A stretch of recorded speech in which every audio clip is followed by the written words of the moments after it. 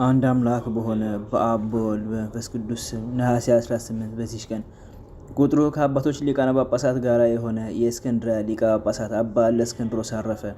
ይህም አባት ከአርዮስ ወገኖች ብዙ ችግር ደርሶበታል። እርሱ ከወገኖቹ ጋር ሆኖ አርዮስን አውግዞ ከቤተ ክርስቲያን አሳዶት ነበርና በታላቁ ንጉሥ ቆስጠንጢኖስ ዘመን በኒቂያ 318 አባቶች ሊቃውንት አርዮስን በጉባኤው አውግዘው ከቤተ ክርስቲያን ለይተው ባሳደዱት ጊዜ ከዚህ በሁለተኛው ቆስጠንጢኖስ ጓደኞቹን ይዞ ወደ ንጉሱ ገብቶ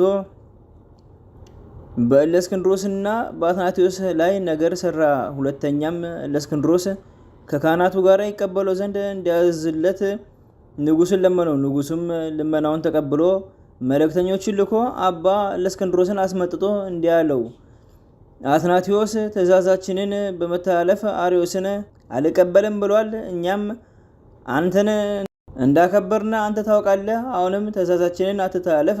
አርዮስንም ከውግዘቱ ፈተህ ልባችንን ደስ አሰኛለው። ቅዱስ እለእስክንድሮስም ለንጉስ እንዲህ ብሎ መለሰለት።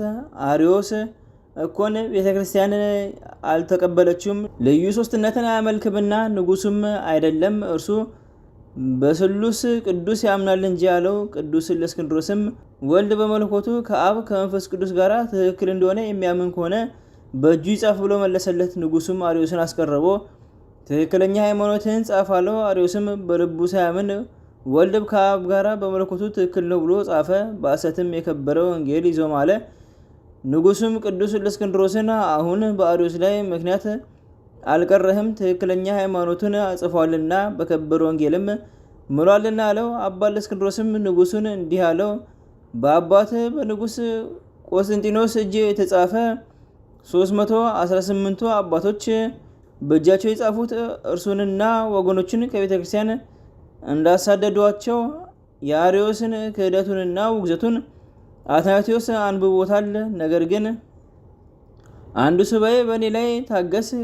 በዚህ ሱባኤ በአርዮስ ላይ አንዳች ነገር ካልደረሰ ይህ ካልሆነ ሃይማኖቱ መሐላውም እውነት ነው። እኔም ተቀብዬ ከካህናቱ ጋር እቀላቅለዋለሁ። በቤተ ክርስቲያን አገልግሎት ከእሳቸው ጋር አንድ ይሆናል። ንጉስም አባት እለእስክንድሮስን እንዲህ አለው። እወቅ፣ እኔ 8 ቀኖች ታገሳለሁ። አርዮስን ካልተቀበልከው በአንተ ላይ የፈለኩትን አደርጋለሁ።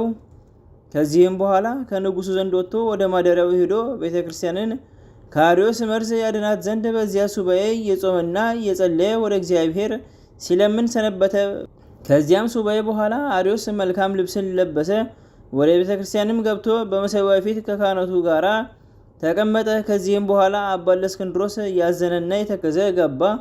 ከሐዘኑም ብዛት የተነሳ የሚሰራውን አላወቀም። የቅዳሴውንም ስርዓት ሊጀምር ቆመ። ያን ጊዜም የአርዮስ ሆዱ ተገለበጠና ወጥቼ ልመለስ አለ። ይህንንም ብሎ ወደ መጸዳጃ ቤት ወጣ። ሊጸዳዳም በተቀመጠ ጊዜ አንጀቱና የሆድ ዕቃው ሁሉ ወጣ። በዚያውም ላይ ሞተ። በዘገየም ጊዜ ሊፈልጉት ወጡ። በመጸዳጃውም ቦታ ሬሳውን ወድቆ አገኙት። ለዚህ አባት እለእስክንድሮስም ነገሩት። እርሱም አደነቀ። የከበረች ቤተክርስቲያኑን ያልጣላት ምስጉን የሆነ ክርስቶስን አመሰገነው። ንጉስም በሰማ ጊዜ አደነቀ። ከሃዲ አርዮስም በሐሰት እንደማለ በሽንገላ እንደጻፈ አወቀ። የዚህም አባት የእለእስክንድሮስን ቅስናውና እውነተኛነቱን ሃይማኖቱን የቀናች መሆኗን የአርዮስንም ሐሰተኛነቱንና ከሃዲነቱን ተረዳ። አንድ የሆነ አብ ወልድ ወመንፈስ ቅዱስን አመሰገነው። መለኮታቸው አንድ እንደሆነ ታመነ። ይህም አባት በበጎ ስራ ጸንቶ ኖረ። ለምለም ወደሆነ እርግናም ደርሶ ወደ ወደደው ክርስቶስ ሄደ። የሕይወት አክሊልንም አገኘ። ለእግዚአብሔር ምስጋና ይሁን። እኛንም በዚህ አባት ጸሎት ይማረን፣ በረከቱም ከእኛ ጋር ትኑር ለዘላለሙ አሜን። በዚችም ቀን የዲያቆን እንድራኒቆስ መታሰቢያው ነው። እግዚአብሔርም በጸሎቱ ይማረን ለዘላለሙ አሜን።